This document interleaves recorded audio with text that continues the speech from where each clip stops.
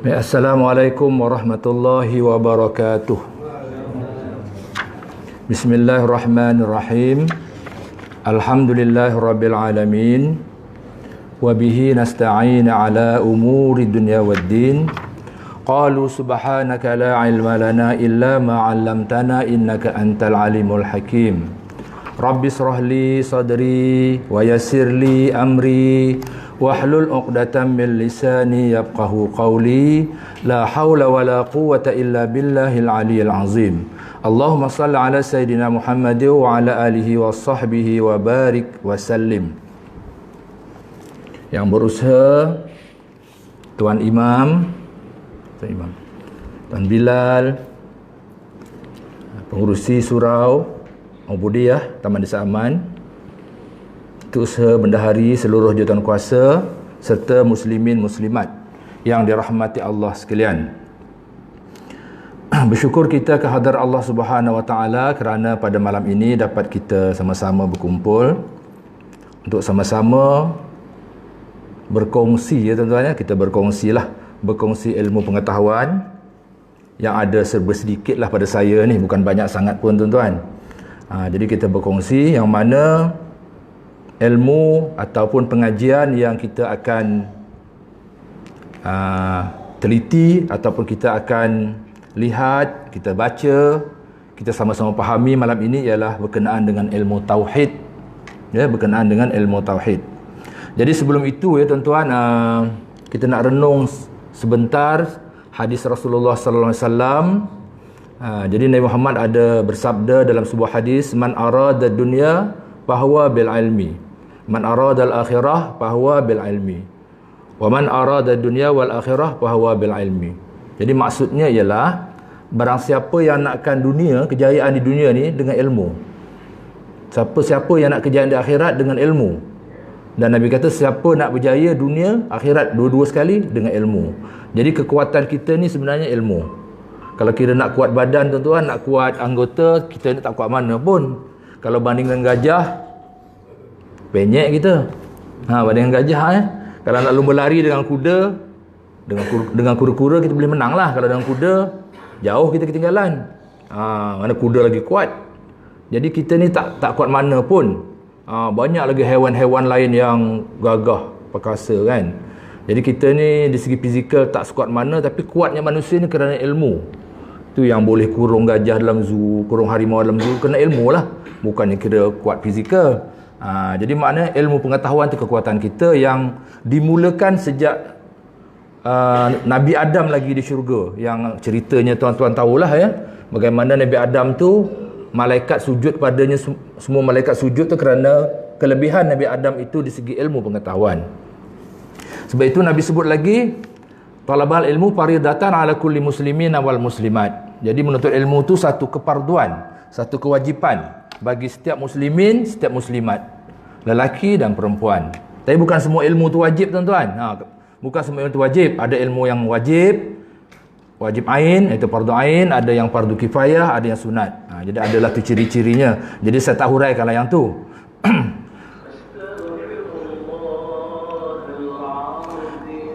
Jadi dalam ilmu agama ni, ilmu yang wajib semua orang belajar ada tiga. Tiga ilmu ni kita wajib belajar lah. Pertama ilmu tauhid, yang kedua ilmu fiqh, yang ketiga ilmu tasawuf. Ilmu tasawuf. Ya, ilmu tasawuf ni pernah belajar di surau ni, saya rasa ada yang mengajar tasawuf kan. Jadi tiga-tiga ilmu ni wajib kita belajar. Jadi ilmu-ilmu yang tiga ni, kalau kita nak lihatlah tuan-tuan, di mana datangnya ilmu-ilmu ni? Ilmu tauhid ni datangnya dari mana? Zaman Nabi ada tak ilmu tauhid? Sekarang ni ada orang yang persoalkan begitu. Zaman Nabi dulu tak ada pun ilmu tauhid, dia kata. Tak ada pun ilmu fiqh, tak ada pun ilmu tasawuf. Yang ada Quran hadis je. Ada orang yang berbicara begitu. Ini baru nak ni sembang-sembang tuan-tuan, belum lagi buka kitab ni. Jadi maknanya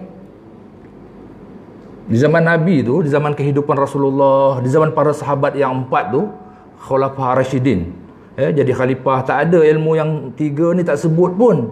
Yang ada Quran dengan hadis saja.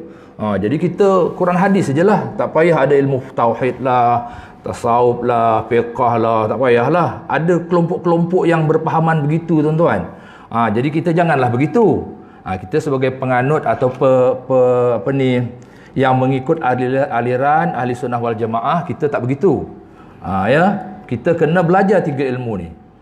Jadi macam mana ilmu tu wujud? Itu kita kena tahu jugalah sikit-sikit ya, macam mana ilmu tu wujud. Tapi cuba bayangkanlah tuan, di zaman sekarang ni anak kita ni umurnya 10 tahun. Jadi anak kita 10 tahun, tak pernah belajar sembahyang, tak pernah kenal Tuhan. Contohlah. Tak pernah ni kan. Ayah dia kata, macam mana nak sembahyang? Kita bagi Quran, bagi kitab hadis, nah baca. Agak boleh tak dia? Cari dalam Quran tu tentang cara sembahyang. Tak jumpa tuan-tuan. Tak jumpa. Cara sembahyang tak jumpa dalam Quran tu. Hadis Nabi banyak. Banyak hadis Nabi yang mengatakan ini begini. Jadi tuan-tuan, ulama-ulama yang hidup dekat dengan zaman Rasulullah, ya, sekitar zaman, kalau kita zaman Abbasiyah, zaman Umayyah lah, zaman sekitar 100 tahun 200 tahun selepas Nabi wafat, zaman dekat tu. Kita zaman jauh dah 1400, ya.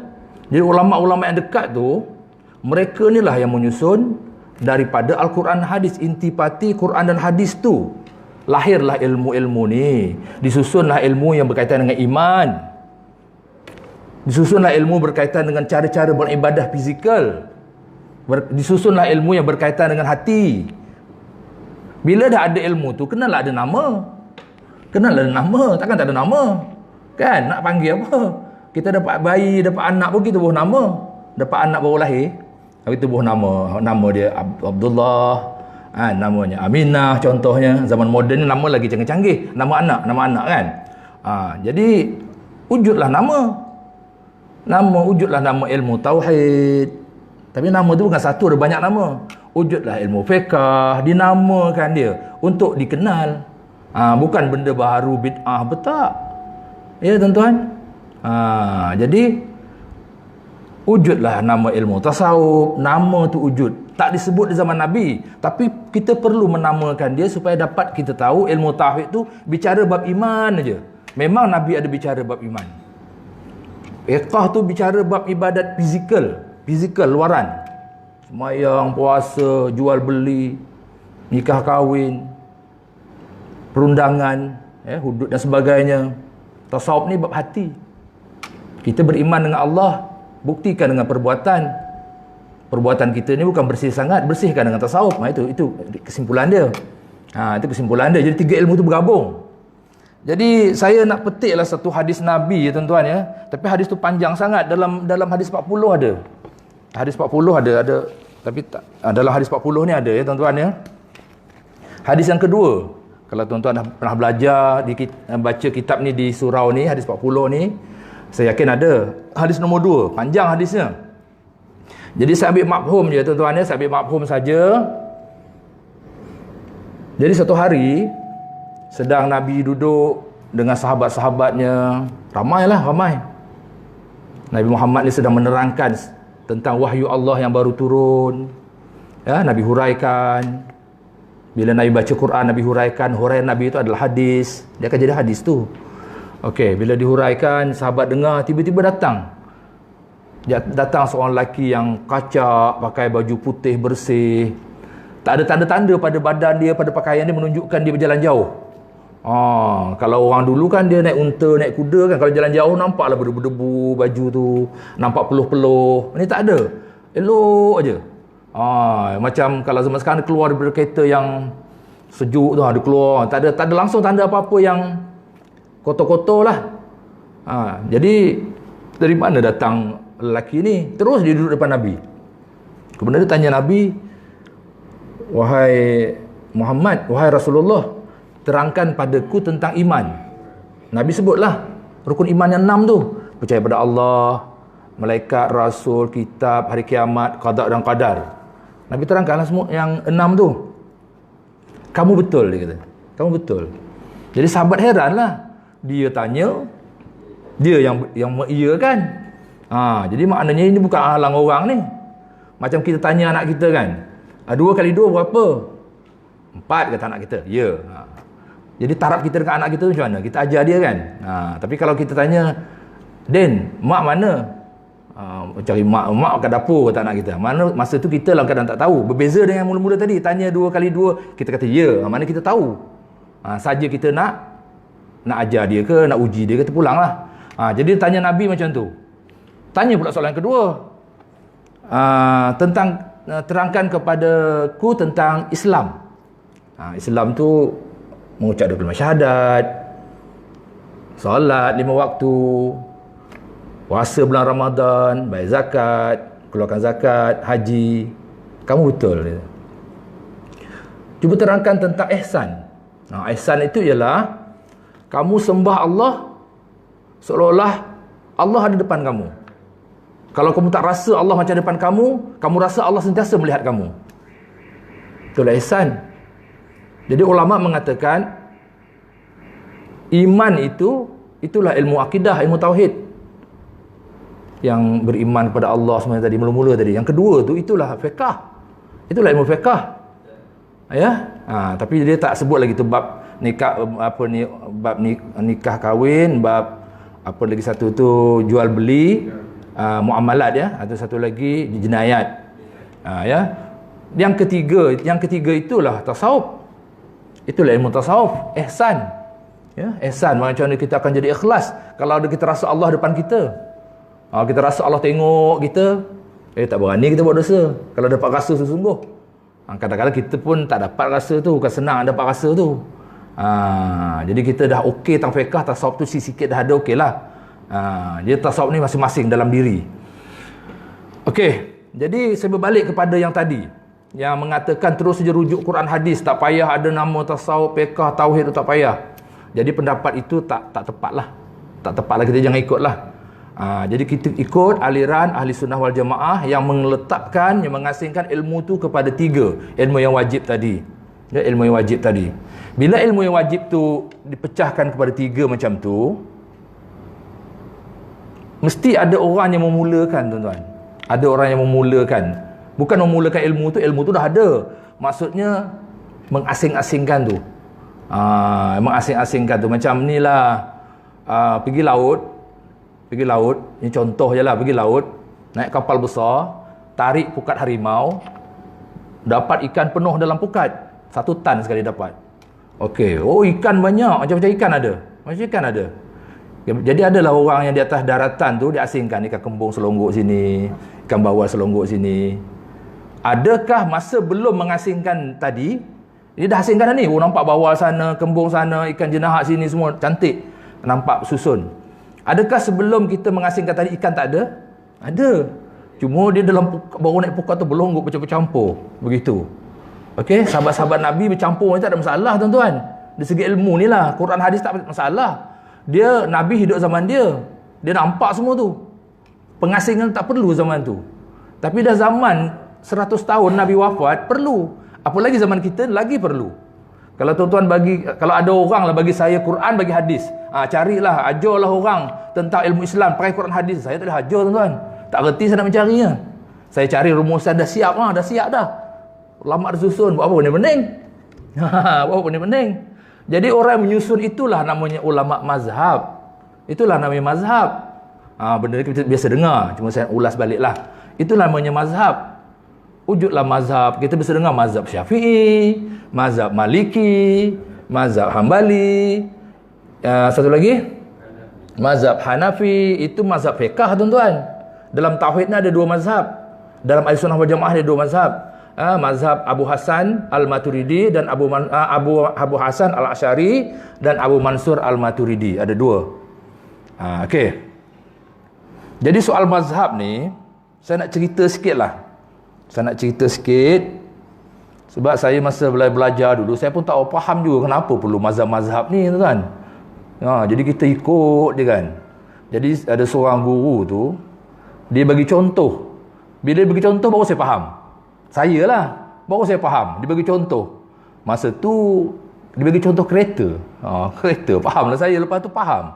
Beberapa orang lain pun faham. Begini rupanya kita perlu bermazhab.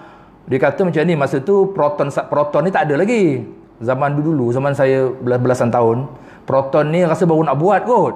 Kilang proton Dr. Mahathir tu baru nak buat, baru nak ada. Jadi kereta masa tu semua dari Jepun. Kereta semua dari Jepun. Kereta yang ada di Malaysia ni. Yang dari Eropah pun adalah kereta mewah.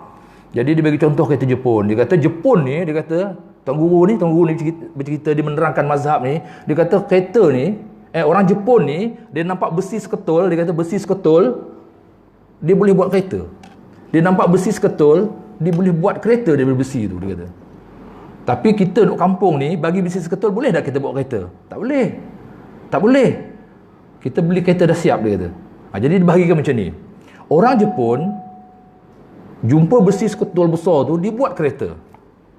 Kemudian bawah pada orang Jepun tu, ada sekelompok orang tu, dia tak erti buat kereta. Orang kelompok kedua. Kelompok pertama, engineer Jepun tadilah, yang boleh buat kereta daripada besi.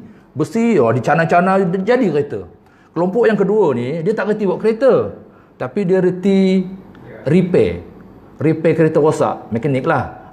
Kereta rosak dia boleh baiki. Dah tak jalan kereta, tak boleh start, dia boleh baiki. Ini kelompok yang kedua.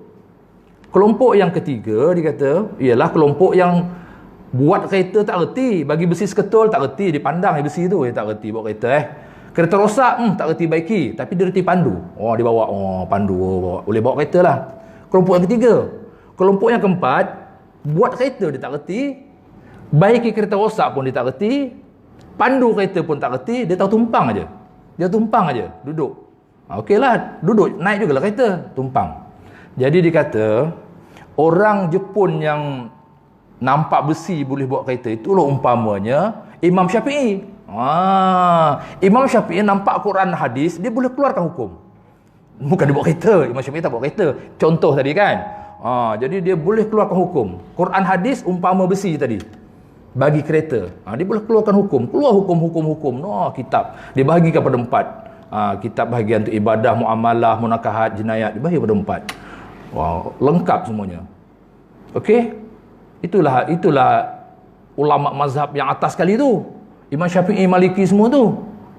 Di bawahnya tu pula ada ulama-ulama yang menghuraikan hasil tulisan-tulisan, hasil ajaran-ajaran ataupun kesimpulan-kesimpulan dari Quran dan hadis oleh ulama mazhab tadi. Ulama mazhab mutlak namanya. Ada ulama yang di bawah tu, dia tak reti nak keluarkan daripada Quran hadis tu macam Imam Syafi'i, dia rendah sikit. Itu Imam Ramli, antara nama Imam Nawawi, Imam Ibn Hajar, antaranya lah. Jadi imam-imam ni, itu umpama mekanik tadi. Dia tak reti buat kereta, tapi reti repair lah. Repair lah, maknanya yang itu dihuraikan balik. Di karang kitab-kitab lagi banyak. Yang banyak-banyak ni, tuan-tuan, termasuk kitab ni adalah kitab yang berpandu kepada mazhab yang atas tadi. Okey. Kemudian kelompok yang ketiga, dia tak reti nak repair, tak reti. Apa lagi buat kereta, apa lagi nak baiki, tak reti dia. Dia buat pandu je. Itu dia kata ulama-ulama yang ada di sekitar kita lah. Saya bukan ulama, bukan saya ni saja je ni. Ulama-ulama tu lah yang menerangkan kepada kita. Ulama tu pun dia tak ada mencipta hukum. Dia kitab-kitab sedia ada tu dihuraikan. Tuan-tuan guru kita tu, mufti-mufti yang berilmu tinggi tu, itu antara contohnya lah. Dia pandu kita. Macam ni, pandu kita. Tapi kalau salah pemandu, kita pun ikut klien lah begini, tuan-tuan. Jadi kita ni penumpang lah. Kita ni penumpang. Kita tumpang ulama-ulama yang memandu tu. Itu saya kata tadi, jangan salah kereta, jangan salah teksi. Salah teksi, klien begini. Itulah contohnya. Diterangkan, begitu rupanya. Jadi maknanya kemampuan kita nak mengeluarkan hukum dari Quran hadis tak ada. Perlu bermazhab. Bukan mazhab tu satu ajaran baru, tak. Dia satu huraian. Kalau orang tolak mazhab, ada sekarang masalah tu ada. Di Malaysia ni dah ada dah sikit-sikit. Jadi bila dia tolak mazhab, dia pun buka Quran. Dia pun buka hadis. Dia pun baca ni. Maka ni dia baca, dia pun hurai, diterangkan. Dia tak rujuk ulama-ulama silam yang pernah membuat huraian. Dia tak nak dia semua tak mau ni kata. Dia menghuraikan. Orang pun dengar. Orang yang dengar tu ikut. Sedar dah orang yang dengar ikut tu, dah ikut mazhab dia. Mazhab dia yang tak ada sokongan. Jadi kalau dia nak tak mazhab, jangan hurai lah, baca je Quran tu dah. Boleh korang faham. Jadi perlu bermazhab, tuan-tuan. Perlu bermazhab. Mesti. Sebab apa? huraian-huraian, penjelasan-penjelasan ulama silam tu, dia dekat dengan zaman Nabi. Dia dekat dengan zaman Nabi. Dia dekat dengan zaman Nabi 100 tahun. Zaman tu, sahabat-sahabat Nabi adalah seorang dua lagi yang hidup. Dia ada lagi. Kalau yang 90 tahun selepas wafat, kalau 200 tahun tak ada dah. Tapi orang-orang yang berguru dengan sahabat ramai yang hidup lagi. Imam Syafi'i lah sebagai contoh. Adakah Imam Syafi'i itu ulama yang paling alim sekali zaman dia? Tak, tuan-tuan. Tak. Ramai lagi yang alim pada dia. Tapi dialah orang yang menulis kitab. Kitab dia ada sampai sekarang. Dia ulama yang menghuraikan secara bertulis. Dan ada murid-murid yang ramai yang mengajarkan apa yang dia rumuskan dari Quran hadis itu untuk turun. Dan ulama yang keliling-keliling tu ramai, bukan macam zaman sekarang. Ramai ulama-ulama tu. Betul lah Imam Syafi'i itu dia hurai tu sama apa yang saya ada. Ulama tu kata sama apa yang saya ada. Cuma ada berbeza-beza sikit bab sunat tu je. Bila Imam Syafi'i diiktiraf oleh ulama sekeliling, kita nak pertikai ke? Diiktiraf oleh ulama sekeliling zaman dia, bila dia dah meninggal, ulama-ulama yang terkemudian tu pun membaca kitab-kitab tu, betul kitabnya ni tepat dengan Quran dan hadis. Itulah sejarahnya macam itulah. Begitu juga dengan ilmu tauhid ni. Saya bagi contoh fiqh tu kerana fiqh tu kita lebih maklum sebenarnya. Kita biasa dengar mazhab yang 4 tu. Jadi saya bagi contoh tu lah. Jadi dengan apa namanya ni, dengan seolah satu kemestian, satu keperluan kita ni bermazhab. Boleh tak tidak bermazhab zaman sekarang ni? Boleh. Tapi syaratnya tuan-tuan, ilmu kita macam Imam Syafi'i. Boleh lah. Kalau rasa boleh, Imam Syafi'i umur 10 tahun hafal Quran. Lepas hafal Quran, dia menuntut ilmu pula, belajar sana sini sampai hadis yang dia hafal pun puluh ribu dalam kepala dia. Bila benda tu hafal dalam kepala, dia dapat satu rumusan gitu. Sebab hadis Nabi ni, kalau kita baca tuan-tuan, sebuah hadis Nabi baca, terus kita hurai, terus kita kata, ini Nabi kata gini, kita terlupa ada hadis lain. Contoh. Ini contoh kalau kita usul fiqh tu, itulah contoh selalu dibagi kalau kita belajar di di sekolah menengah begitulah bagi contoh. Dia kata ada sebuah hadis Nabi tu, Nabi larang kata haram wanita ziarah kubur. Haram wanita ziarah kubur, haram hukum dia. Jadi kalau orang jumpa hadis tu, dibaca, "Woi, haram wanita ziarah kubur." Tak boleh tengok orang pergi kubur, haram dosa, dia kata. Oh, mana ni hadis Nabi ni, dia kata. Dia lupa ada satu hadis Nabi yang lain mengatakan wanita boleh ziarah kubur. Yang haram tu, hadis tu terdahulu. Yang kemudian Nabi kata boleh. Jadi ulama pun dengan dua hadis tu bertembung, keluar satu hukum makruh. Makruh tak apalah. Jadi perlu pergilah kan. Tak masalah lah, bukannya haram. Jadi kalau jumpa satu hadis terus jadi masalah lah. Jadi perlu kita melihat apa yang ulama-ulama dulu dah rumuskan. Jadi dalam Ahli Sunnah wal Jamaah ni, dia dah banyak dah kitab-kitab dia. Pejabat-pejabat agama di Malaysia ni tuan-tuan, dia berlandaskan pahaman Ahli Sunnah wal Jamaah, tak ada masalah. Pejabat agama semua. Kecuali Perlis tu ada sikit-sikit lah. Tapi dia masih lagi Sunnah Jamaah tu ada. Sikit-sikit lah ada yang lain tu. Tak payah saya sebut lah. Maknanya dia ada sikit berbeza. Tapi yang lain-lain tu semua bersandarkan Ahli Sunnah wal Jamaah. Jadi menurut apa yang saya pernah dengar lah, tapi saya tak nampak pula ada bertulis tuan-tuan dalam buku sejarah ke. Tapi saya dengar satu orang menyebut, apabila British ni nak memerdekakan negara kita ni, dia buat satu undang-undang namanya Perlembagaan Malaysia Lottery yang ada sekarang ni lah. Tak apalah, itu satu undang-undang. Kemudian pejabat agama Islam ni, sebab orang putih ni diasingkan agama dengan pentadbiran. Pejabat agama ni perlu juga dibagi satu kaedah peraturan. Ambil kat mana?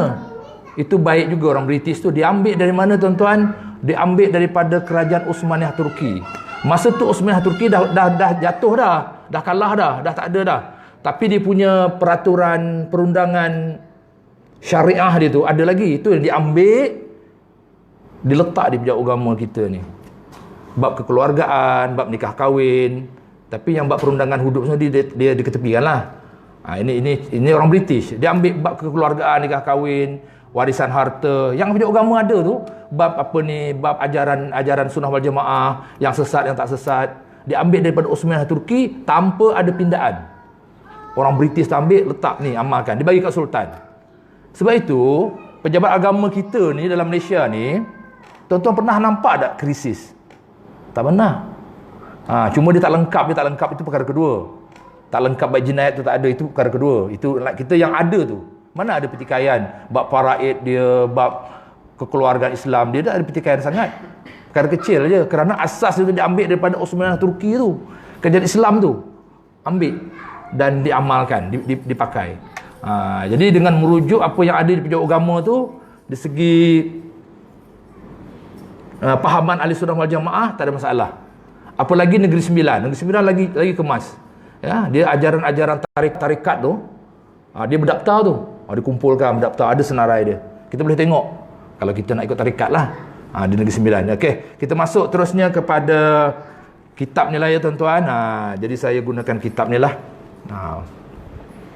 Kitab ni kalau nak beli boleh ada jual di kedai Intan Shah. Saya tengok baru ni dah ada besi Rumi, dah ada tulis Rumi dah. Kalau nak beli Rumi pun boleh. Ini tulis Jawi. Asas akidah Islam diterbitkan oleh Majlis Agama Islam dan Adat Istiadat Melayu Kelantan. Ni ya. Jadi ini bicarakan tentang ilmu akidah. Jadi dalam ni tuan-tuan, dia perbicaraannya tentang Tuhan ini, tentang Allah, menggunakan kaedah sifat 20. Sifat 20, bukan guna kaedah tauhid 3 ya. Tauhid 3 tu yang uluhiyah, rububiyah tu kita tak pakai yang tu. Kita pakai gunakan kaedah yang disarankan oleh ulama-ulama ahli sunnah wal jamaah, sifat 20. Biasa dengar. Ini kita nak ulang balik je lah. Sifat 20 wujud kena baqa tu lah tuan-tuan. Itu je lah kan. Jadi itulah. Tapi sebelum sampai ke situ, banyaklah bab-bab lain dulu. Asmaul Husna pun disentuh dulu. Mungkin 2-3 bulan lagi baru sampai sifat 20 tu. Baik. Jadi saya mulakan di sini. Sekurang-kurangnya ya, nama-nama dan pengenalannya, sekurang-kurangnya terdapat 5 nama yang dikenali dalam ilmu tauhid ini. Dalam ilmu ni, ilmu keimanan ni ada 5 nama. 1 ilmu tauhid, 2 ilmu usuluddin, 3 ilmu akidah atau ilmu aqaid, 4 ilmu kalam, 5 ilmu ma'rifah. Tapi yang terkenal sekali 2 lah, ilmu tauhid dengan usuluddin. Yang lain-lain tu tak berapa sangat lah. Ada juga ilmu akidah, yang ketiga tu, ilmu akidah. Jadi 3 tu. Ilmu kalam ni jarang orang sebut. Jarang orang sebut. Ilmu kalam ni wujud kerana berlaku perdebatan dulu antara ulama-ulama menjelaskan tentang ilmu ni. Ilmu ma'rifah maknanya ilmu mengenal. Ilmu tauhid maknanya ilmu yang membicarakan tentang keesaan Allah dan kewujudannya. Jadi bab tauhid ni yang paling susah sikit, bab ketuhanan. Sebab apa? Dulu ada ustaz apa, Masyari, Ustaz Ma'ad ya. Ustaz Ma'ad lama dah belas tahun yang lepas ya. Hidup lagi ya. Dia membicarakan bab ketuhanan lah tu. Ketuhanan lah maknanya dengan cara dia. Jadi bab ketuhanan dia kita agak susah sikit menghuraikannya. Dia ada istilah-istilah tertentu. Kemudian apa namanya ni, Tuhan ni tak dapat dilihat. Allah ni tak dapat dilihat. Kalau bab Rasul ni mudah sikit. Bab kitab hari kiamat dia mudah sikit. Walaupun kiamat tu tak nampak, tapi dia berlaku di bumi ni, di langit bumi ni. Kita boleh bayang. Jadi Allah ni kita bukan boleh nampak. Kita tak nampak Allah. Mana Allah? Ada Allah kat langit lah. Ada kata Allah tu duduk di apa ni, di arash lah. Jadi di mana Allah? Dalam Quran kata Allah tu dekat dengan urat tengkuk kamu, surah Waqiah. Allah tu lebih dekat daripada kamu pada urat leher kamu. Kat tengkuk ni. Dalam hadis Nabi kata Allah tu kat depan kita masa sembahyang. Jangan kamu ludah-ludah masa kamu sedang berdiri salat. Ada sangkut apa, ayam ke, sangkut ikan sikit. Jangan. Ambil. Lap dia ke kain mana-mana lah. Jangan lap baju kawan sebelah ya. Budak-budak kan ada lah. Ini saja gurau lah. Jadi dengan tweet gitu kata Nabi, Allah di depan kamu masa tu. Macam mana ni? Kat sana orang semayang, kat Mekah orang semayang. Banyaknya. Jadi di mana Allah? Kita nak belajar lah itu. Sifat 20 ni menjelaskan. Sifat 20 menjelaskan. Jadi saya sebutkan sikit lah sifat 20 ni tuan-tuan. Sifat Allah bukan 20. Sifat Allah ni tidak terhingga banyaknya. Siapa yang tahu? Allah yang tahu. Allah yang tahu. Kenapa 20? Kerana ulama' menetapkan bahawa dengan mengenal 20 sifat Allah ni dah cukup untuk kita kenal Allah. Dah cukup dah. Untuk kita kenal Allah. Dengan 20 tu. Ya, dengan sifat 20 tu cukup untuk kita kenal Allah. Mana datang sifat 20? Daripada Al-Quran dan hadis. Bukan pakai reka-reka tak. Daripada Al-Quran dan hadis Rasulullah sallallahu alaihi wasallam. Jadi itulah yang mana sifat 20 tu adalah sifat yang memadai untuk kita kenal Allah. Jadi seterusnya nama-nama tadi ada 5 tuan-tuan ya. Saya ulang balik ilmu tauhid. Makna tauhid ni mengesakan. Tauhid ni makna mengesakan. Apa kita esakan? Allah. Esakan tu kita kata satu. Makna esa tu kita kata satu. Mengesakan Allah, mari kita kata Allah tu satu, bukan 2. Satu je. Bukan 3, bukan berbilang-bilang. Dia satu je. Ya. Tapi ada orang kata banyak benda dalam dunia ni satu. Kaabah satu, apa lagi satu? Nabi Muhammad satu, matahari satu, banyak benda satu. Pun nanti dibicarakan juga, satu Allah itu tak sama dengan satu yang lain. Ya, tak sama. Dia dalam mukhalafatul hawadis. Ada dijelaskan ya. Baik, ilmu usuluddin tu maknanya yang kedua, nama dia, namanya ilmu usuluddin, nama yang kedua. Ada orang menamakan usuluddin.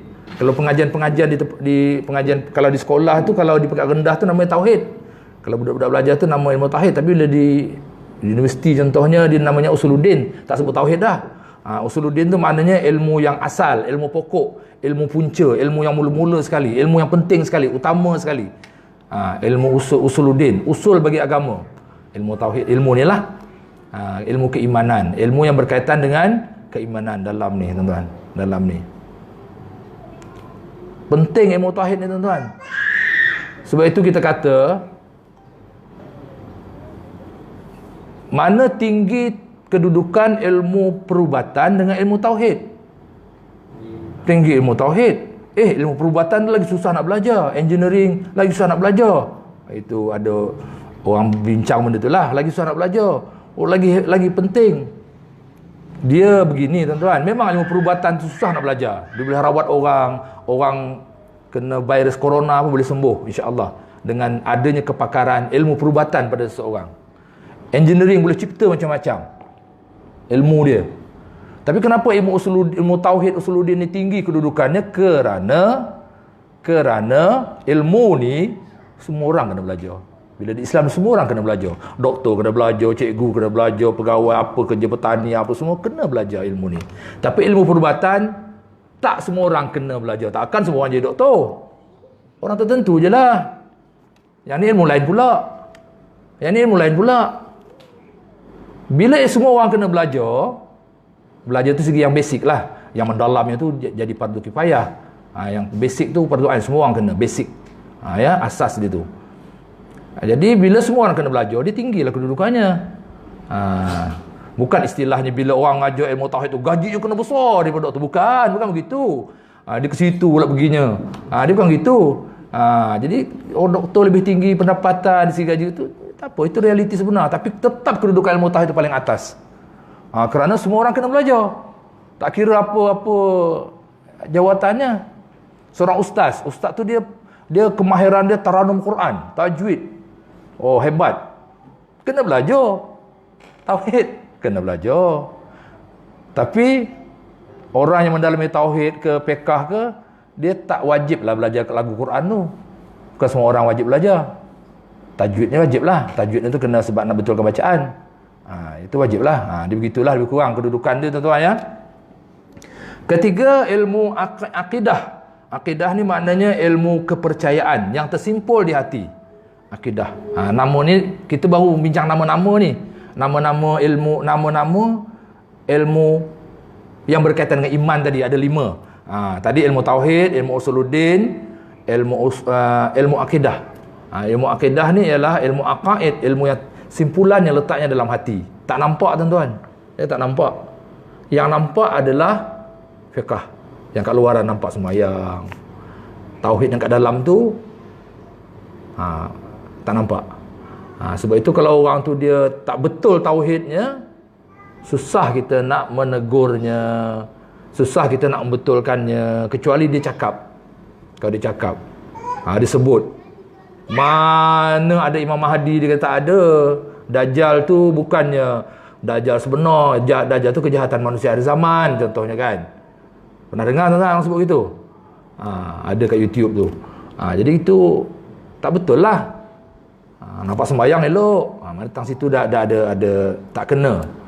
Jadi benda yang tersimpul di hati, dia mesti kedudukannya yakin. Dia kedudukannya yakin atas sekali. Yakin. Dia ada 5 Cikgu Tuan Haji Nordin ya. Dia ada yakin, zan, syak, waham. 4. Yakin, zan, syak, waham. Yakin, zan, syak, waham. Okey. Yakin tu apa? 100%. Tak ada dah. Imam itu. Memang malaikat Jibril itu menyampaikan wahyu. Tak ada. Potong jari pun. Contoh gitulah. Mana dia yakin sungguh. Itu yakin. Atau kita yakin. Ni kapet ni merah ni. Merah kapet ni. Yakin. Orang kata biru, tak, merah. Yakin. Itu yakin 100% lah. Orang kata hijau, kita takkan kata hijau, merah. Yakin kita ni Tapi kalau kita tak nampak, tak pernah pergi surau duduk luar je. Orang kata kapet kat surau tu merah. Kita pun ya ke? Tak pernah tengok. Kan? Jadi yakin. Ni yakin 100%. Yang kedua zon. Zon ni dia ada turun sikit. 90% tu yalah betul lah merah kapet tu. Tapi ada 10% lah hati kata macam hijau lah. Macam biru lah dia kata. Lebam sebab dia tak tengok kan. Jadi dia zon. Itu zon. Kalau syak ni 50-50. 50-50. Allah ni ada tak? Allah ni ada tak? Allah ni rasa-rasa ada tapi macam tak ada dia kata. 50-50. Itu namanya syak. Dia ada tapi tak rasa macam tak pernah nampak pun. Ya, tak pernah nampak pun. Ya. Itu namanya syak. Waham ni pula lagi teruk. Di kedudukannya rasa-rasa ya tu dalam 20% je. Allah ada tak? Rasa macam orang cakap tu ada tapi kuat dia tak ada lah dia kata. 80% lebih kurang. Peratus tu saya je menyebutnya. Mana 80% banyak lah maknanya dia tak percaya. Itu namanya waham. Dalam akidah, ilmu akidah, tauhid, usuluddin ni tak boleh zan, tak boleh syak, tak boleh waham. Yakin dalam hati lekat Allah ada, Nabi Muhammad Rasul. Tak boleh zan, tak boleh syak, tak boleh waham. Tapi dalam fiqh dia boleh yakin, boleh zan. Syak waham tak boleh. Boleh zan. Sebab itu ada orang belikan kita ayam goreng kan. Mana beli ayam ni? Ada beli kat ni, belilah di kedai orang Melayu juga katanya. Siapa nyembelihnya? Kita tanya. Tak tahu dah siapa nyembelihnya. Saya beli dah goreng.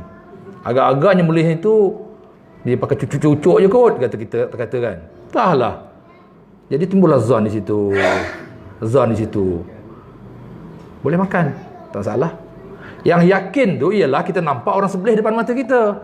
Siapa yang nyembelih tu? Haji Mazin sembelih. Kita nampak dia sembelih. Dia siang semua, dia goreng semua, nampak dia buat. Lepas tu dia hidang kita makan. Itu yakin halal.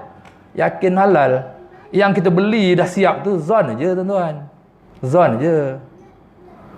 Ya. Ada orang kata, kat pasar tu semalam ada anjing naik pasal ikan, anjing duduk lepak kata. Tapi tak ada, kita nampak pun orang cakap je gitu. Esok elok je orang jual ikan, kita pun beli. Itu zon lah tahap dia. Beli je lah. Tapi kalau kita nak teliti, nak yakin juga buat fiqh ni, kalau pakai yakin semuanya, Zaman moden ni tak tahulah tu lah, kita duduk gua lah. Boleh jugalah. Kadang-kadang orang yang dah beramal dengan sufi, kita tak boleh gelakkan orang macam tu. Kita tak boleh gelakkan lah. Itu tahap dia. Dia nak yakin semuanya bersih, halal. Memang nampak depan mata. Dia sanggup hidup begitu, bolehlah. Tapi kalau dia ada keluarga, anak pinak, payah juga. Jadi maknanya ulama' dah menetapkan dalam sunnah wal jamaah ni, zon tu boleh dipakai dalam fiqh. Masalah apa? Ikut je lah. Dan realiti kita sekarang ni tuan-tuan, memang zon tu banyak kita pakai. Mana nak yakin semuanya? Pergi KFC elok je makan, yakin ke? Sikit-sikit ada terlintas, entah-entah. Tapi sikit je, makanlah tuan. Tapi kalau sampai syak, jangan. Terpulanglah. Oh, jakim letak dia halal dah.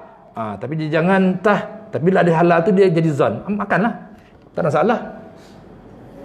Jadi jangan terlalu sangatlah dalam kita hidup bermasyarakat ni. Ini ada orang pergi kenduri. Ni lembu ni ke kampung lah, ada dulu-dulu. Lembu sembelih ke beli daging beku? Daging beku. Oh, daging beku ni beli Australia, New Zealand ni, kata orang tu. Ini tah-tah orang sana, orang putih tu dia pakai tonyoh je. Tak sembelih, orang Islam, bukan Islam sembelih, kemudian dijual di sini tu. Dia petikai ke situ. Jadi orang kenduri tu itu maknanya daging tu kita tahu ada agensi di sana yang menguruskannya. Zon lah. Tak yakin, zon. Sebab kita tak nampak. Boleh tak? Boleh. Yang yakin itu depan mata. Sayur kita tanam, petik sendiri, masak sendiri, makan sendiri, itu nama yakin. Jadi maksudnya dalam bab fiqh ada zan, ada yakin dalam harian kita ni. Begitulah. Dalam tauhid tak boleh ada zan. Allah ada, saya percaya, tapi rasa macam sikitlah ada. Kayak itu tak hilang iman tu kan, tak ada ni murtad tu. Tak ada iman tu, tak ada iman. Iman mesti 100%. 100%. Tapi kalau gangguan was-was dalam hati, gangguan dia rasa ini kalau masuk waktu azan dulu ke macam mana terus je. Macam tempat saya tu dia berhenti dulu azan, sambung balik. Terus je lah. Mungkin terlajak-terlajak juga ni. Ya, terlajak sikit lah. Jadi ikut cara yang ada setempat lah. Tak ada nak ubah pula ya. Cara setempat itu adalah terbaik bagi tempat itu. Orang datang tiba nak ubah benda-benda uruf ni, benda-benda adat ni, ada adat yang bertentangan ni, dia tak sesuai lah. Ini tak kena ni, tak ya. Mana kekalkanlah, tak ada masalah tu. Mana tadi nama tadi ya. Mana di segi akidah ni kena yakin 100% letak dalam hati. Kalau ada was-was, gangguan tu biasa. Memang syaitan tu kerjanya itu. Dia mewaswaskan dalam diri kita. Dia was-was, dibisik kita. Biasa begitu. Kita terasa siapa jadikan Allah? Top tiba terlintas. Allah tu tak ada permulaan. Macam mana tak ada permulaan? Macam mana tak ada permulaan? Jadi dia ganggu gitulah. Kita bacalah, Nabi kata bacalah bismillah amantu billahi wa rasulih. Bismillah amantu billahi wa rasulih. Bismillahi amantu billahi wa rasulih. Dengan nama Allah aku beriman dengan Allah dan Rasulnya. Itu antara yang Nabi ajarlah kalau ada bisik-bisik macam tu. Ya, jadi gangguan-gangguan rasa tu ada, biasa, normal. Kadang-kadang ya dia ganggu kita punya keyakinan tu. Okey, kemudian nama yang keempat, ilmu kalam. Ilmu kalam ni ilmu perdebatan. Sebab apa? Ilmu tauhid ini berlaku perdebatan ulama-ulama zaman silam, di zaman kerajaan Umayyah Abbasiyah dulu, dengan puak-puak Mu'tazilah, puak-puak Qadariyah, puak-puak Jabariyah. Puak-puak Syiah ni dia tak berapa berdebat. Dia masa tu tak kuat sangat pun. Ya. Wahabi ni dia dah zaman penjajahan berwujud. Dah zaman penjajahan. Orang-orang barat menjajah-jajah belah timur ni baru diwujud. Zaman-zaman dah 1000 tahun kewafatan Rasulullah di kemudian sangat. Jadi kalau dia nak kembali pada ikut Quran hadis balik ke belakang tu rumit lah. Ya. Sebab susun galur tu macam tu dah elok dah. Ahli sunnah wal jamaah tu susun galurnya elok dah. Ya, okey. Ilmu makrifah, ilmu mengenal. Apa yang kita kenal? Allah, Rasul. Dua tu yang penting. Allah dan Rasul. Jadi pokok perbicaraan tuan-tuan, dalam ilmu tauhid ni dia ada 4 perbicaraan. Dia 4. Ya. Kita dapat pecahan-pecahan ni tuan-tuan, nanti lepas ni kita senang. Ya. Kemudian istilah-istilah tu kena tahu. Bukan susah sangat pun. Contoh yang paling penting kita kena ingat istilah zat. Kalau sebut Arab zat, huruf zal tu, zal alif ta, zat. Zal alif ta panjang. Ta tu bukan ta bulat, zat. Zat ni bukan zat vitamin tu. Bukan zat vitamin dalam makanan, zat besi. Zat apa lagi? Macam-macam zat, bukan itu. Itu istilah dalam kesihatan. Bunyi macam sama. Tapi zat ni merujuk pada kamus Al-Marbawi. Dalam tu disebut Syekh Idris Marbawi menterjemahkan. Syekh Idris Marbawi ni orang Melayu, dia orang Kuala Kangsar, dia ulama Melayu. Syekh Idris Al-Marbawi ni dah meninggal pun. Dia mengarang satu kamus namanya Kamus Al-Marbawi. Dia pakai sampai sekarang. Besar pahala dia. Dia ulama besar tu, ulama orang Kuala Kangsar, orang Perak. Jadi dalam tu disebut zat maknanya diri. Zat maknanya diri. Bila sebut zat Allah, diri Allah lah. Mana diri Allah? Mana kita nampak? Mana kita nampak? Allah itu tidak dapat dicapai oleh penglihatan mata dan pendengaran telinga, tapi boleh dicapai dengan ilmu. Dengan ilmu pengetahuan. Ya. Okey. Zat botol. Mana zat botol? Keseluruhan diri botol ni. Ini zat botol ni. Ni zat botol. Mana zat saya? Diri saya ni lah. Dari ujung rambut ujung kaki. Tu zat saya. Tu zat. Sebab nanti dia akan sebut dalam ni zat Allah. Apa zat Allah ni? Diri Allah tu lah yang tak berbentuk, tak berupa, tak berbadan, tak berwajah, tak berwarna. Tak berbentuk. Macam mana? Macam itulah. Jangan dicari. Jangan dicari. Dah rasa di hati macam mana ya. Itu biasalah ada gangguan rasa tu. Ya, jangan dicari. Nanti kita akan terangkanlah. Jadi perbicaraan dalam ilmu tauhid ada 4. Satu, uluhiyat. Uluhiyat ni tentang ketuhanan. Uluhiyat yang pertama tentang ketuhanan. Kemudian nubuat, tentang kerasulan. Tentang kerasulan. Yang ketiga, sam'iyat. Perkhabaran-perkhabaran melalui pendengaran. Termasuk dalam ni hari kiamat, termasuk dalam ni malaikat, termasuk dalam ni qada dan qadar. Itu perkhabaran-perkhabaran yang kita dengar. Syurga, neraka, semua tu sam'iyat. Roh, itu semua tu sam'iyat. Dan yang keempat, mumkinat. Mumkinat ni makhluk.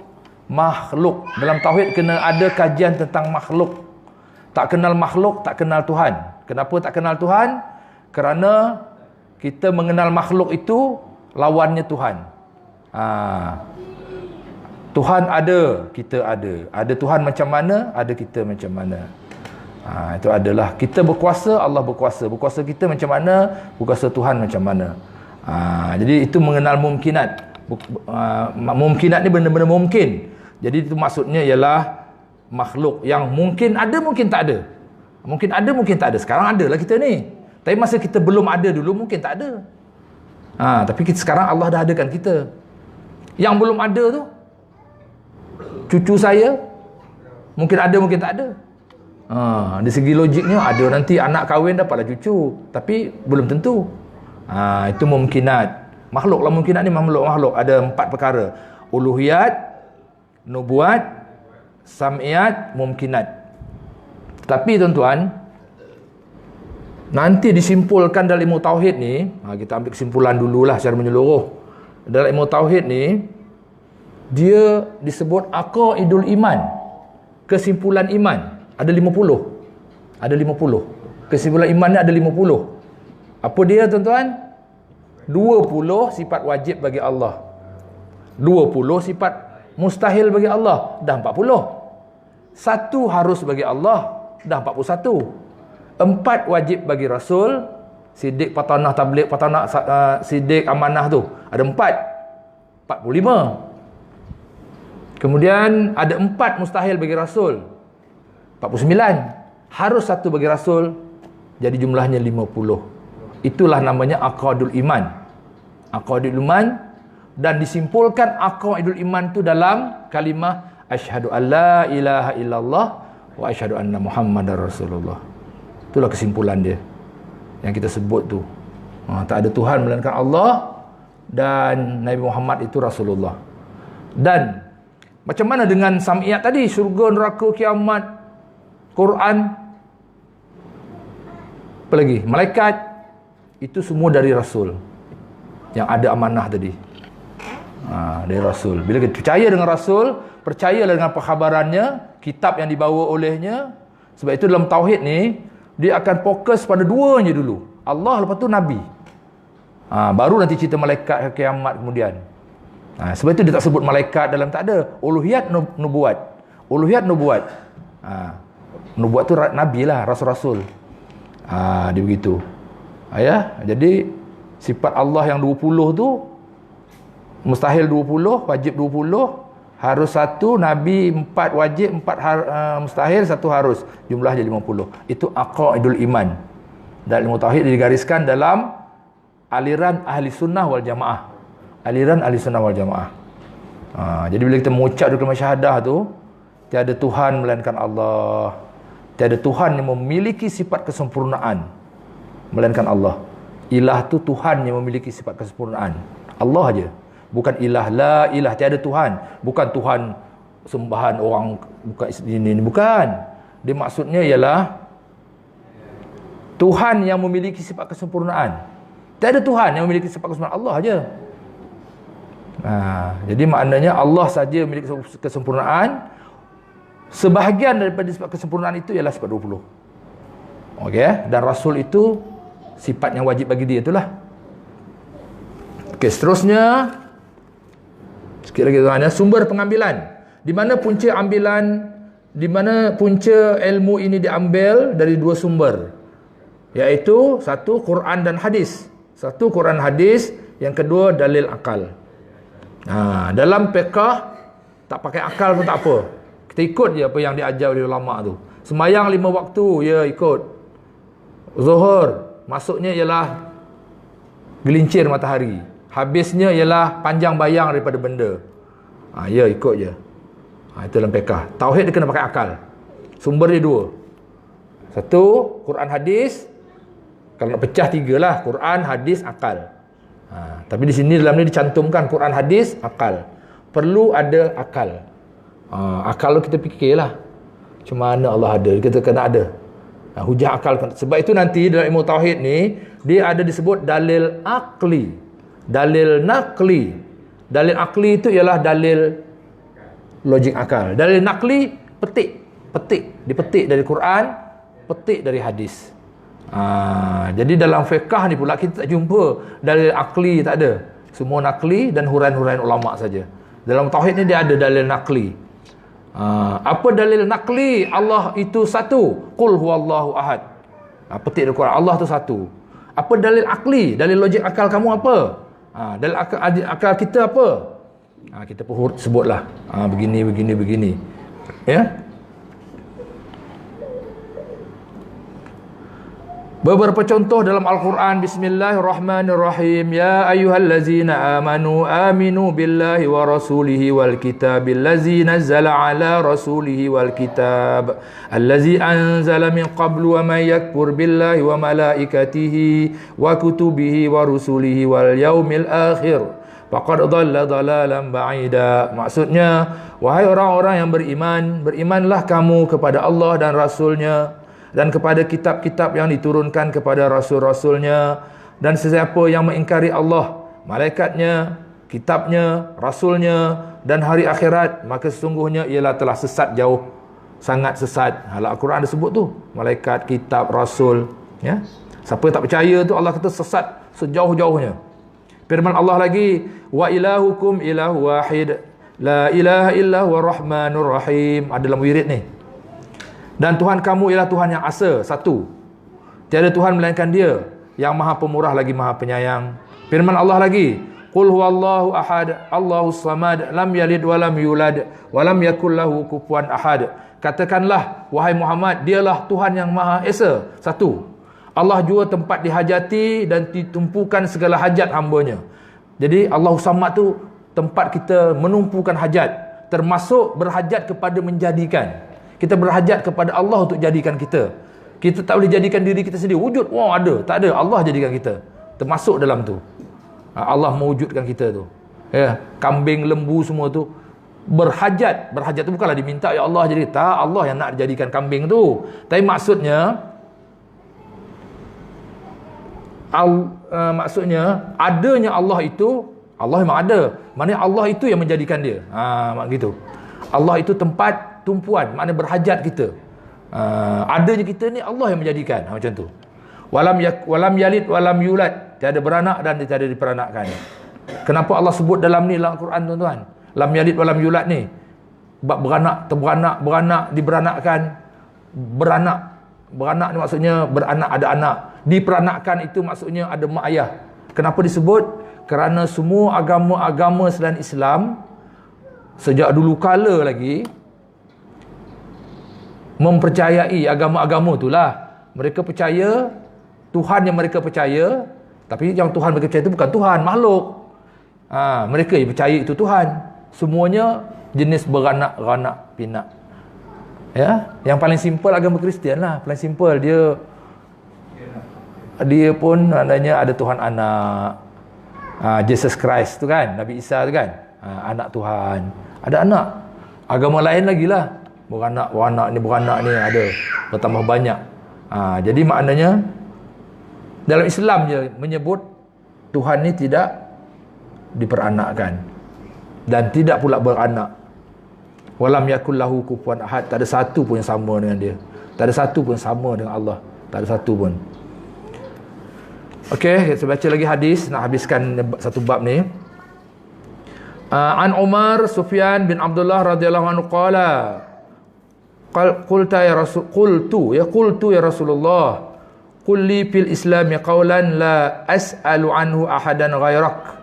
Qala qul amantu billahi summa astaqim. Diriwayatkan daripada Ibnu Umar Sufyan bin Abdullah radhiyallahu an, ia berkata, aku bertanya wahai Rasulullah, katakanlah kepada hamba satu kenyataan dalam Islam yang tidak perlu lagi hamba bertanya orang lain. Jawab Rasulullah, katakanlah aku beriman dengan Allah, kemudian tetapkan di atas keadaan demikian. Kita kata saya beriman dengan Allah, kemudian tetap astaqim. Astaqim ni ihdinas siratal mustaqim, itulah terus berada di jalan tu. Kemudian Nabi kata, as'adun nasi bi syafaati yaumal qiyamati man qala la ilaha illallah. Manusia yang paling bahagia yang beroleh syafaatku pada hari kiamat nanti ialah orang yang berkata la ilaha illallah. Siapa yang kata la ilaha illallah dapat syafaat Nabi. Nabi kata la ilaha illallah. Tak ada Tuhan yang memiliki sifat kesempurnaan melainkan Allah. Atau yang biasa diterjemahkan sekarang, tiada Tuhan yang disembah melainkan Allah. Betul juga tu. Beberapa contoh dalil akal logik. Allah menyuruh manusia menggunakan akal untuk mencari keyakinan yang sah. Rasulullah sallallahu alaihi wasallam bersabda, ad-dinu wal aqlu wala dina liman la aqlalah. Maksudnya agama itu ialah akal, sesuai dengan akal, dan tidak sempurna agama bagi seorang itu jika ia tidak berakal. Jadi tak sempurna agama kalau kita ikut dia. Kenapa kamu percaya kepada Allah? Dah orang kata gitu, aku ikutlah, dia kata. Tak sempurna, tuan. Kita kena hujah kecil pun tak apa dalam diri. Kenapa kamu percaya Allah tu Tuhan yang satu? Kena ada hujah kecil pun tak apa. Ya. Hanya akal satu-satunya alat penting yang dapat dipergunakan untuk mencari, memikir dan memahami kebenaran. Di kalangan ahli tasawuf pernah berkata, man arafa nafsahu faqad arafa rabbah. Barang siapa yang kenal dirinya, maka dia kenal Tuhannya. Iaitu bila dikaji tentang kejadian diri, dari manakah ia datang, dijadikan, kenapa ia dijadikan, dan ke mana pula selepas ia mati. Jadi tuan-tuan, sebenarnya untuk kita kenal Allah, yang paling mudah sekali kita kenal diri kita. Kenapa saya ni orang Melayu? Saya tak pernah minta jadi Melayu, ngapa tak jadi Cina ke, jadi India, jadi Inggeris, jadi Arab? Kenapa saya lahir zaman tahun sekarang, tahun 2000 ni?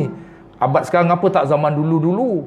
Zaman tu, zaman apa, Firaun ke, zaman apa Yunani purbakala ke, atau zaman akan datang?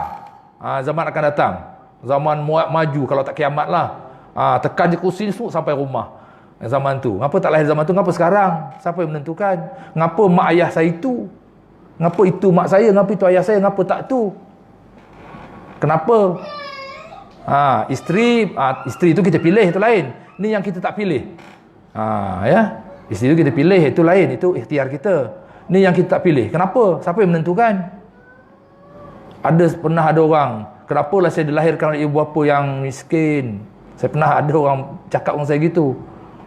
Ya, mengapa saya lahir daripada mak ayah miskin? Kata, mengapa mak ayah saya tak lahir daripada Sultan Brunei? Dia cakap. Itu masa saya duduk Sabah kerja dulu, apa lahir Sultan Brunei gitu. Jadi di situ pun dia cuba mengenal diri itu sebenarnya. Tapi tak elok lah, dia cuba mengenal diri dia. Kenapa? Ada yang menentukan ni, ada yang menentukan. Siapa yang menentukan? Tak. Jadi saya dulu, tuan-tuan, ini masa belajar-belajar dulu lah, tuan guru tu dia bagi contoh, tuan. Jadi contoh tu menarik. Saya ingat sampai sekarang. Jadi saya kongsilah dengan tuan-tuan contoh tu. Contoh cerita-cerita macam simple je, tapi terkesan. Terkesan untuk kita kenal. Dia kata gini, adalah seorang budak tu, dia kata duduk depan tepi hutan. Tepi hutan, tak sekolah, tak ada masyarakat dia, itulah ada 2-3 rumah itu. Macam orang asli lah kot, tak sebut orang asli pula. Dia kata sebagai contoh, ini bukan kisah benar tuan-tuan, kisah cerita rekaan untuk memaham. Jadi dia tak pernah sekolah, tak ada agama, apa pun tak ada. Dia makan, minum, tidur, buang air besar, buang air kecil, itulah kerjanya. Esok bangun lagi cari makanan, makan-makan, tidur. Itu hari-hari. Jadi budak ni dia ada agak cerdik sikit akal dia. Dia memikir. Dia kata, semalam atuk saya mati. Dia kata, kenapa atuk mati? Atuk cakap tak nak mati. Atuk pernah cakap tak nak mati, nak hidup lama, nak tengok cucu ramai-ramai. Tiba mati atuk. Kenapa atuk mati? Atuk tak nak. Kemudian dia fikir, kenapa saya duduk sini? Dia fikirlah semua, dia fikir. Akhirnya kesimpulan dalam fikiran dia kan, mesti ada yang menjadikan ni. Dia kata, siapa yang jadikan ni? Dia mencari tau. Siapa yang jadikan semua ni? Siapa yang nentukan semua ni? Dia kata. Dia tengok muka dia bayang-bayang air, macam ni muka saya, dia kata. Tak sama dengan muka kawan saya yang tu. Saya tak nak muka macam ni, saya nak macam tu. Mungkin dia tak handsome sangat kot. Kan? Tapi kenapa macam ni? Kan? Jadi dia memikir itu kan. Mesti ada yang maha kuasa ni siapa? Yang menentukan semua ni siapa? Dicari kan tuan. Lalu dia mencari tu kan. Bukan sehari lah dia memikir tu. Akhirnya dia melihat matahari. Matahari ni dia tengok hari-hari terbit, terang benderang. Hebatlah, hebat matahari ni. Dia kata matahari ni lah yang berkuasa ni. Kalau istilah kita dia Tuhan lah. Tapi dia tak sebut Tuhan lah. Dia sebutlah maha kuasa tu. Kita pakailah istilah Tuhan untuk kita mudah. Matahari adalah Tuhan ni, dia kata. Tapi dia tengok matahari, lepas tu datang awan tebal. Tutup matahari tu. Mendung lah, mendung. Ini matahari bukan Tuhan ni, dia kata. Dia kalah dengan awan. Awan lagi kuat. Awan Tuhan. Awan Tuhan, dia kata, lagi kuat. Datang angin kuat bertiup. Tiup-tiup kan. Dah awan tu berselerak, berterabur, pecah sana, pecah sini. Hujan tak jadi. Angin lagi kuat lah. Angin Tuhan. Angin Tuhan. Dia dah berubah dah. Angin yang berkuasa, dia kata ni. Yang berkuasa semua ni angin. Angin bertiup, dia sejuk. Dia masuk rumah, tutup pintu. Tutup pintu. Angin tak boleh masuk. Pintu lagi kuat lah. Ya.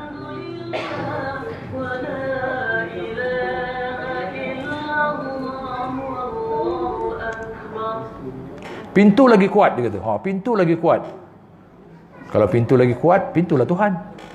Dah duduk lama, makan nasi, dah kenyang semua dalam rumah kan. Dia pun nak turun dari rumah, buka pintu. Tangan aku lagi kuat lah, dia kata. Boleh buka pintu. Tanganlah Tuhan. Lepas tu dia buatlah kerja apa-apa, raut buluh, terluka tangan dia. Luka. Tangan bukan Tuhan. Akhirnya dia pening, kata. Ini semua bukan Tuhan, dia kata. Siapa Tuhan sebut? Tak jumpa dia, tuan-tuan. Tak jumpa dia. Jadi kesimpulannya, bila kita mengenal diri kita, kita akan mencari. Ada yang maha berkuasa. Tapi siapa? Tak tahu. Jadi siapa? Sebab itu Allah utuskan Rasul untuk bagi tahu. Tapi kita ni dah tahu. Ini cerita orang tak tahu. Allah utuskan Rasul untuk beritahu. Sebab itulah Al-Quran ni tuan-tuan, hampir, bukan semualah, kebanyakan Al-Quran itu ialah Allah memperkenalkan diri dia. Allah memperkenalkan diri, akulah Tuhan kamu. Itulah Tuhan kamu. Aku jadikan tu. Al-Quran tu semua banyaknya Allah memperkenalkan diri dia. Aku Tuhan kamu. Kamu mesti percaya. Tak nak percaya, aku bakar lah pergi neraka. Macam itulah lebih kurang. Rumusan saya lah. Macam itulah. Kamu tak nak percaya, aku bakar lah pergi neraka, wahai manusia. Kalau kamu percaya, aku letak di syurga. Macam itulah. Aku Tuhan kamu yang menjadikan kamu. Mana ada Tuhan lain? Carilah. Ada Tuhan cabar, cari Tuhan lain daripada aku. Mana? Cari. Setakat ni tak adalah pengakuan macam tu. Memang tak ada pun. Ya, jadi Allah tu mengenalkan dirinya melalui rasul-rasul. Jadi yang cerita budak tadi sebagai ni jelah. Mana dia merenung-renung, dia mencari. Ada. Sebab itu agama-agama lain dia percaya dengan wujudnya Maha Berkuasa. Okey. Jadi saya tak ada nak panjang dah, pukul 9 dah. Jadi hujung saya sudahi dengan ni lah. Tasbih kifarah dengan suratul As. Subhanakallahumma wa bihamdika asyhadu an la ilaha illa anta astaghfiruka wa atubu ilaik. Bismillahirrahmanirrahim. Wal 'asri innal insana lafi khusr illa allazina amanu wa 'amilus solihati wa tawassaw bil haqqi wa tawassaw bis sabr. Tak ada pertanyaan ya, adakah? Okey, jadi saya sudahi dengan wabillahi taufik wal hidayah. Wassalamualaikum warahmatullahi wabarakatuh.